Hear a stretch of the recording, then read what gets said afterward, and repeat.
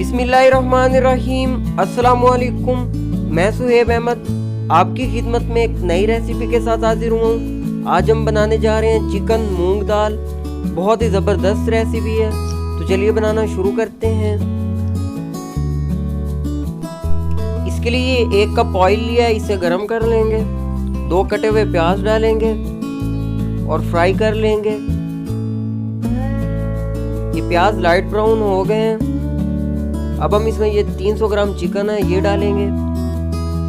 Fry करेंगे कुछ देर।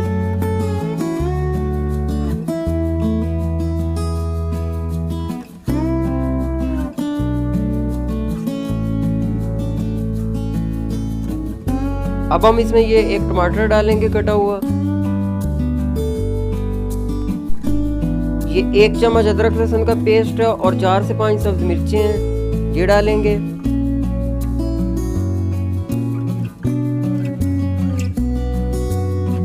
मसाला जात में हमने लिया है 1 टेबलस्पून लाल मिर्च पाउडर, 1 टेबलस्पून धनिया पाउडर, हाफ टी स्पून गरम मसाला, हाफ टी स्पून जीरा, नमक हस्बे ज़रूरत और हाफ टी स्पून हम हल्दी डालेंगे बाद में। फिलहाल ये मसाले शामिल कर देंगे।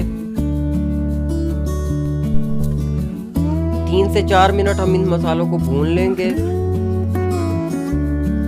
थोड़ा पानी शामिल करेंगे। जी मसाले अच्छे से भून चुके हैं, घी अलग हो गया है। अब हम इसमें ये 1 कप मूंग दाल जो हमने 2 घंटे के लिए भिगो के रखी थी वो डाल देंगे। 2 गिलास पानी डालेंगे इसमें। और अब हम इसे कवर करके अच्छे से पकने देंगे। ये जी कुछ 5 मिनट के बाद ये देखें। अब हम इसमें ये आधा टीस्पून हल्दी डालेंगे।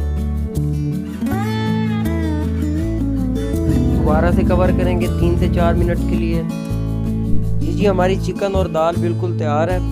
अब हम इसमें ये सब्ज धनिया कटी हुई डालेंगे।